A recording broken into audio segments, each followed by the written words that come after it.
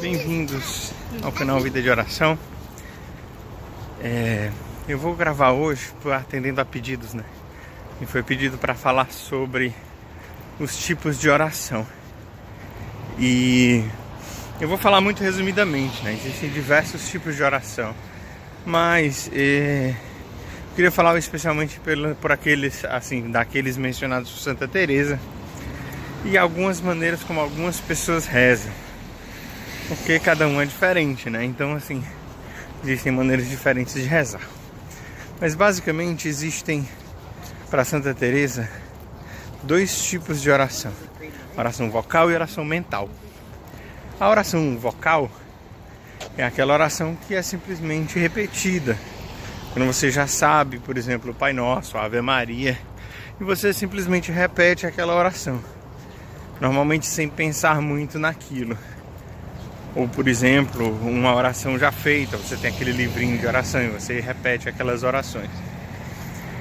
E a oração mental é a oração onde você pensa naquilo que você está rezando. Seja, você reza o Pai Nosso meditando cada palavra, ou você faz uma Lexio Divina, que é uma oração um pouco mais estruturada, e você coloca... Como é que eu vou dizer? Você se imagina na situação, você medita sobre um determinada passagem do Evangelho. Tudo isso é oração mental. Santa Teresa divide essas duas.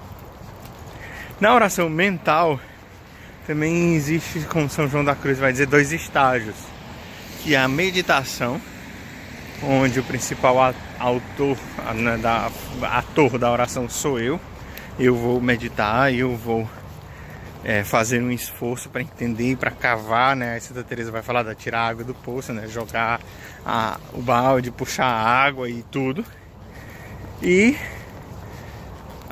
o segundo estágio, digamos assim, que é a contemplação, onde o principal autor é Deus e eu não sou mais tão protagonista nessa oração. Basicamente é isso, né? Eu tô fazendo um resumão. Se você quiser entrar e descobrir um pouco mais sobre a oração, eu digo que você procure as playlists que tem no meu canal. Eu coloquei um curso que eu gravei já há alguns anos, deve fazer uns 5 anos, talvez mais. Realmente não lembro quanto tempo faz. Eu gravei um curso sobre vida de oração para os formadores pessoais da comunidade e lá eu aprofundo um pouco mais sobre meditação e contemplação. Mas assim, existem outras maneiras de rezar. Por exemplo, a oração do coração, essa é uma oração repetitiva, que a oração vai começando a fazer parte da sua vida, né? Eu recomendei inclusive num outro vídeo, né, os livros que me ajudaram na vida de oração. Ele fala sobre o Relato de um Peregrino Russo, é o nome do livro em português. E lá ele fala da oração do coração, de rezar sem cessar. E a oração, né? Jesus, tem de piedade de mim. E essa oração você vai repetindo, até essa oração realmente se incrustar em você, na sua alma. Isso fazer parte da sua maneira de rezar. E eu confesso que mudou completamente para mim a minha maneira de rezar depois que eu li esse livro. Porque um desejo de rezar sem cessar habitou meu coração depois de ler o Relato de um Peregrino Russo. Mas também dessa oração repetitiva, por exemplo, a oração do Rosário. A oração do Rosário e do Terço, você vai rezando, né? Ave Maria, cheia de graças, o Senhor é convosco. Bendita sois vós entre as mulheres, bendito é o fruto do vosso ventre, Jesus, que nasceu em Belém. Santa Maria, Mãe de Deus.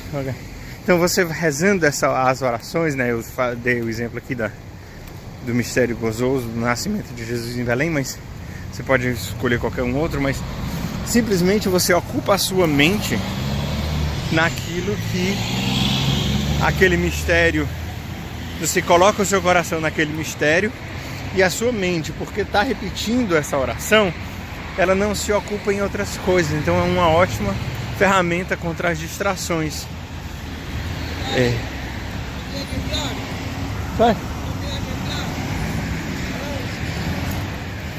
A pessoa que puxou um assunto aqui, eu não entendi nada que ela disse, mas sei nem se estava falando inglês.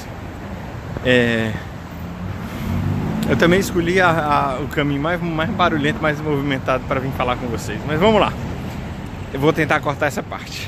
Se eu não conseguir, vocês descobrem como é que eu gravo.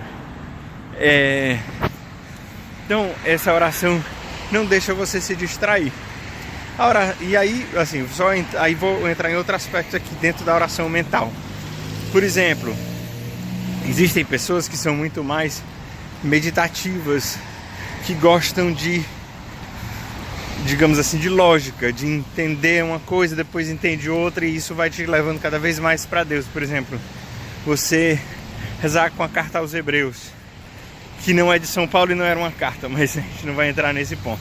Vai rezar com a carta aos Hebreus, você vai entendendo que Jesus é o sacerdote, que Jesus é o sumo sacerdote que está no céu. E aí você entender a dimensão do sacerdote, de intermediário, de intermediador, e você entrar e se aprofundar no mistério. E você vai se maravilhando cada vez mais com a maravilha que é Jesus sacerdote, intermediador verdadeiro. E aí isso vai te colocando cada vez mais com o coração de Jesus. Isso é meditação e é muito bom. Nem todo mundo consegue rezar assim. Santa Teresa dizia que não conseguia rezar assim. Então como é que Santa Teresa rezava? Santa Teresa tomava as passagens do Evangelho, né? Uma das favoritas dela era a Samaritana, à beira do poço, ou então Jesus atado à coluna, que também era uma das favoritas dela. E ela se colocava na cena, às vezes no lugar da Samaritana, às vezes observando o diálogo de Jesus com a Samaritana, às vezes, né, escutando Jesus e se deixando amar por ele, conhecer por ele. Mas se colocar na cena é uma outra maneira de rezar, uma maneira muito eficiente, tanto que essa era a maneira que ela preferia.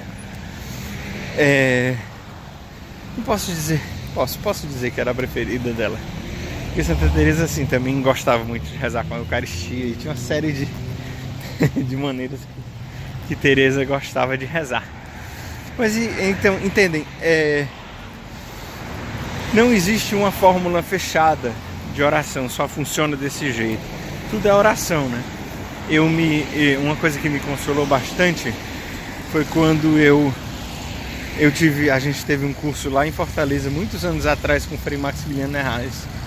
Se não me engano foi 2002, eu acho, assim, 2001, 2002, muitos anos já atrás.